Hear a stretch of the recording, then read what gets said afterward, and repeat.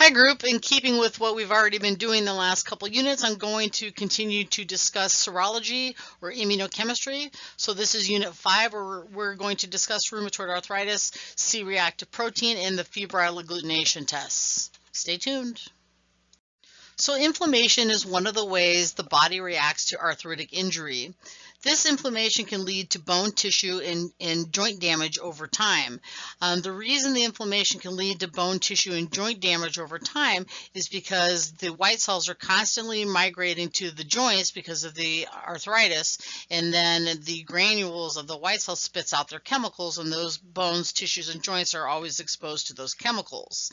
Those chemicals can actually break down bone, tissues, and joints, causing inflammation. Rheumatoid arthritis is loosely referred to as an autoimmune disorder, not to be associated with other forms of arthritis, such as osteoarthritis, which is arthritis associated with aging, ankylosing spondylitis, which is a spine arthritis of people, younger people in their 20s and 30s. Gout is another type of arthritis where uric acid metabolism issues, inability to metabolize purines. And then we've got systemic lupus erythematosus, also known as lupus, which is a systemic arthritis. Some signs and symptoms of rheumatoid arthritis would be things like fatigue, anorexia, weakness, achy and stiff joints. And then extra articular manifestations of rheumatoid arthritis would be weight loss, fatigue, inflammatory lesions of the sclera of the eye, neuropathy, pericarditis, pleural effusion, and Felty syndrome. Felty syndrome actually is a syndrome that includes a couple things. It includes rheumatoid arthritis, splenomegaly, and neutropenia. If you have all of those symptoms, then that is diagnosed as Felty syndrome. Patients that have rheumatoid arthritis will have what's known as rheumatoid factors contained in their serum. These factors are immunoglobulins of any isotype with activity directed against antigenic sites on the Fc region of human or animal IgG. Immune complexes of rheumatoid factor, IgG, and complement are found in joint fluid. The neutrophils are attracted to the inflamed site via chemotaxis, so leukotaxins or chemotaxins are attracting the white cells to the area of inflammation. That neutrophil then dumps all of its granular chemicals in response to inflamed joint, and that's actually going to contribute to the pain and further complicate inflammation that the patient's having in their joints.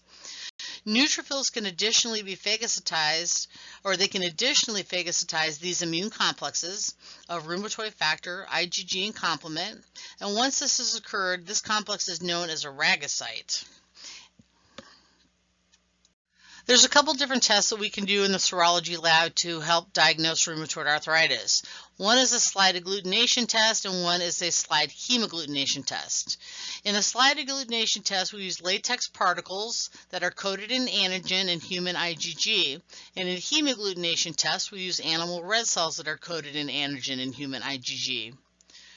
Rheumatoid factors are considered the antibody found in the patient's serum or synovial fluid. These bind with the coated latex particles or cells, and agglutinins can be observed, and that is reported as a positive test. Okay? Slide tests are generally used as a screening test for the disease, while other tests for rheumatoid arthritis can have an elevated CRP and an elevated erythrocyte sed rate. Confirmatory tests include things like cyclic citrullinated peptide antibodies, complement levels, and anti-nuclear antibody tests. In the CCP test, antibodies are autoantibodies. This test differentiates different types of arthritis and is also used to evaluate the prognosis of rheumatoid arthritis. Complement levels, we're usually looking for an increased C3b that is seen in people with rheumatoid arthritis, and anti-nuclear antibody tests against human epithelial cells for laryngeal carcinoma. There's a few treatments for rheumatoid arthritis, including the use of non-steroidal anti-inflammatory drugs such as aspirin, Celebrex, or Advil. Sometimes we can treat people with rheumatoid arthritis with steroids. This can actually lower inflammation and reduce the activity of the immune system. And then we can also use anti-rheumatic drugs such as Enbrel, Trexol, Plaquenil. These lower inflammation and slow down the progression of rheumatoid arthritis. C-reactive protein can be used to monitor the effects of rheumatoid arthritis treatment. CRP can be used to reflect the disease activity, as CRP rises at different rates in response to inflammation. C-reactive protein, also known as CRP, is an acute phase reactant. This is a soluble mediator of the immune system. It's an inflammation marker that changes significantly when the serum protein increases. These acute phase reactants rise in response to tissue injury and inflammation. It is usually elevated in patients that have severe inflammatory diseases and can be used to monitor these infections, autoimmune diseases, and the healing process. Now, CRP can be elevated in bacterial or viral infections, acute rheumatic fever, myocardial infarction, which is a heart attack, rheumatoid arthritis, malignancies, and burns. CRP can also be elevated postoperatively if you have an infection postoperatively, and we're going to look at that in the next slide. So if you look at the blue line, this is a normal CRP after a person has had no complications from a surgery. You can see the CRP is usually elevated at about day 5, but then it gradually decreases and goes virtually negative at day 10 and doesn't rise again. That's a normal postoperative CRP. Now, people that have a bacterial infection, their CRP is going to have a double peak. So you will see the first peak rise at about day 4, and then it drops, and then when they drops at about day 8, and then when they have a secondary bacterial infection, that CRP is going to go up again, and it's going to spike around day 12. We can do a latex slide test for the semi-quantitative reporting of CRP, and that would either be an indirect or passive agglutination test. C-reactive protein rapid agglutination test is based on the reaction between patient serum containing CRP as the antigen and the corresponding anti-human CRP antibody coded to the treated surface of latex particles. The coded particles enhance the detection of agglutination reaction when antigen is present in the serum being tested. The clinical applications of CRP evaluation could be used to evaluate inflammatory diseases, certain infections. It's also elevated in people that have organic diseases, inflammation and malignant diseases, and they can also use it to monitor the therapy in the inflammatory diseases. When helping to diagnose the febrile diseases, we can use a serological test known as the febrile agglutination test. Febrile, of course, means fever producing. This is identifiable by using what's known as the direct agglutination test. Here we have bacterial suspensions where they have naturally occurring antigens on their cells. We are looking for antibodies in the patient's serum. If the bacterial suspension are chemically inactivated, they are no longer pathogenic, but they are mixed with a blue-colored dye, allowing the serologist to easily note agglutination. Antibodies in patient serum generally develop in the second week of the illness and reach peak levels at 3 to 5 weeks. High antibody titers in patient samples will last for years.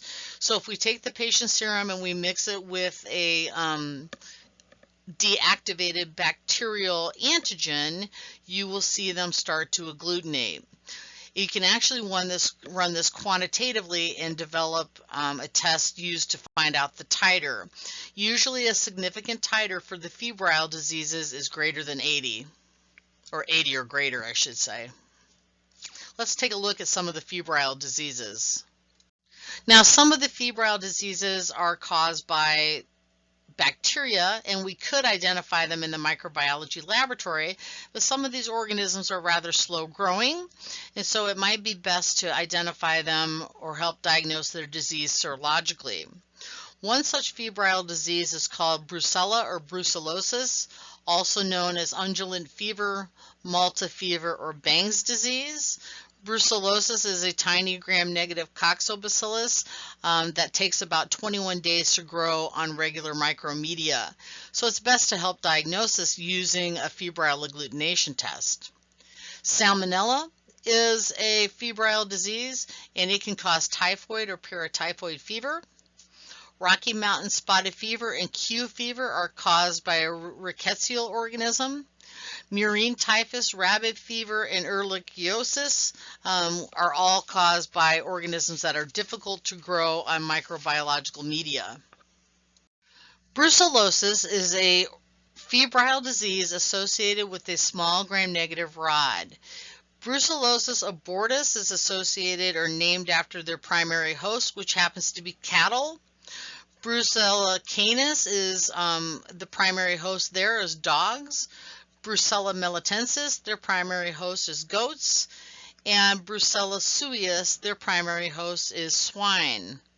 Some fevers of brucellosis would be fever, muscular pain and profuse sweating, septicemia, bone and joint pain, headache, depression, and also some gastrointestinal and cerebral, spinal fluid, or central nervous system issues as well.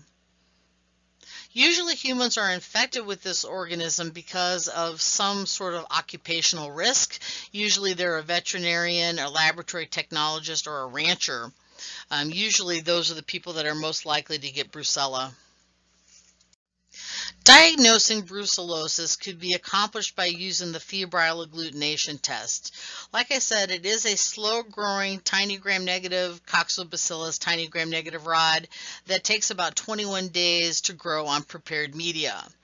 You could diagnose it using febrile agglutination test where we're looking for the antibody in the patient's serum, or we could use ELISA or something molecular like PCR.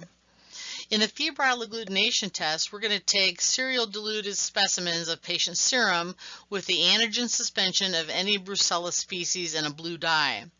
Rock the serum sample in antigen for 1 minute, and you're looking for agglutination. If you see a 2+ agglutination reaction or higher, that is considered a positive well. Actually, 2+ would be the endpoint because anything greater than 2+ is considered positive. Titers of greater than 80 or 80 or greater are significant. The antibody in the patient's serum is going to be anti-Brucella antibody. We can do the febrile agglutination test if we're looking for typhoid or paratyphoid fever in certain populations. This is associated with Salmonella serotype typhimurium. There are about 5,700 cases that occur annually in the United States. Humans are infected by ingesting fecally contaminated food or water. Bacteria quickly spread to the bloodstream, and rapid serological diagnosis may be the key to improved patient survival. Vaccines are recommended for typhoid fever when you travel outside of the United States. Some signs and symptoms: very high fever, it is a febrile disease, fatigue, stomach pains, and rash. So how do we diagnose this? Let's take a look at the next slide. One of the better ways to help diagnose salmonella associated with typhoid or paratyphoid fever is by doing the febrile agglutination test. You could also culture it. Salmonella is pretty easy to culture. You could do ELISA test or something molecularly like PCR. Okay? The febrile agglutination test is also known as the Weedle test.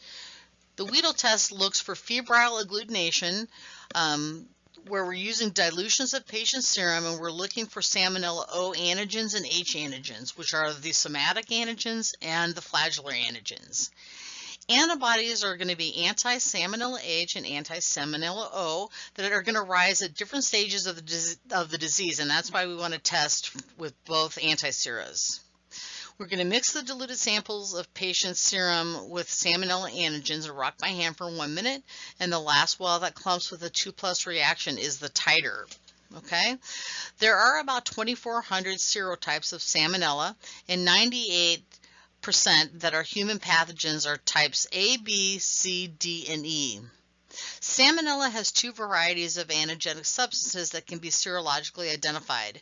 Those identifiable substances are somatic O, which are the cell body antigens, and flagellar H antigens, which are the flagella antigens. And these appear at different stages of the disease. The rickettsial diseases are best identified by doing the febrile agglutination test.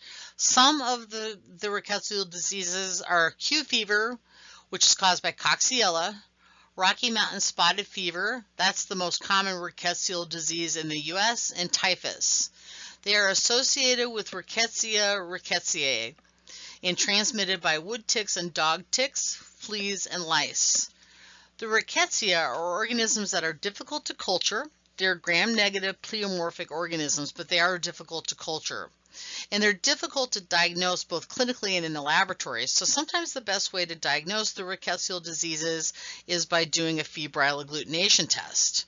Our patients have signs and symptoms of having a fever, nausea, vomiting, abdominal pain, low blood pressure, and renal and respiratory failure.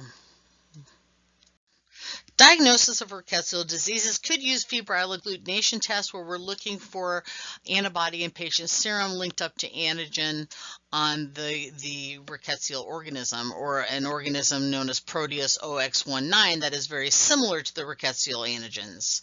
Or we could use PCR or IFA, which is indirect fluorescent antibody.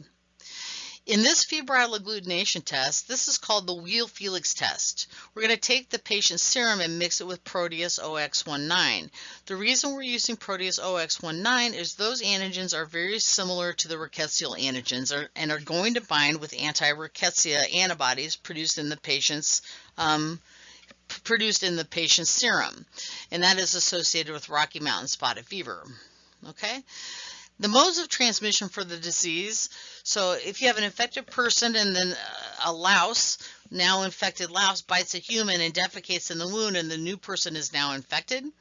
You could have an infected flea that bites a rat and the rat is now infected, and a new uninfected flea bites the rat and now the infected flea jumps on a human and bites them and now the human is infected. And finally, you could have an infected tick that bites a healthy animal. The animal is now infected with the tick bite. The uninfected tick bites this animal, and now the tick is infected, and this infects a new human when it takes a blood meal. So that's the circle of life there, I guess. Francisella tularensis is another febrile disease, and it causes what's known as rabbit fever or lemming fever.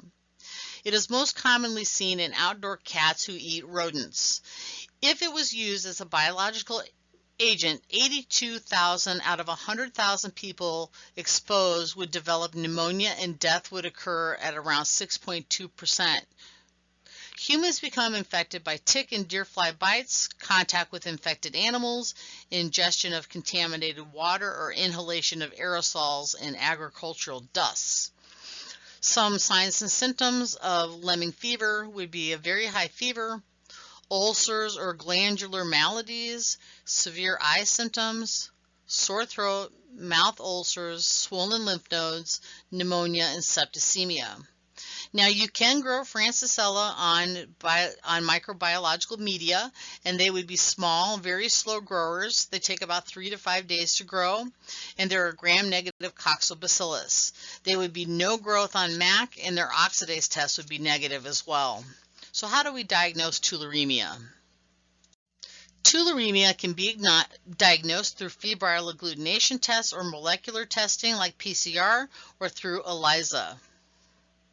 Now, many infectious diseases are vector-borne diseases, and vector-borne viruses are called arboviruses. So let's take a look at some of these vector-borne diseases.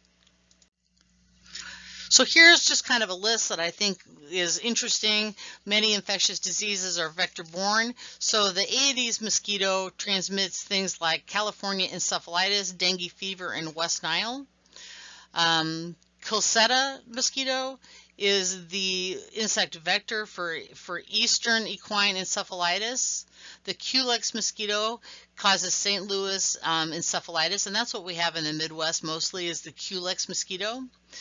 Then we have certain ticks like the deer tick that spread things like granulocytic ehrlichiosis and babesiosis. That's a hard one to say. We have the Lone Star tick that also transmits ehrlichiosis, and the dog tick, which transmits Mediterranean spotted fever. The tick is also associated with Q fever. The dog or wood tick are associated with Rocky Mountain spotted fever. The human louse or lice spreads epidemic typhus. The rat flea is a insect vector of murine typhus, and then the cat or dog flea also causes murine typhus. Okay, so I just thought that was interesting to kind of put up a slide that shows all the insect vectors and the diseases they're associated with. All right, stay tuned for Unit 6.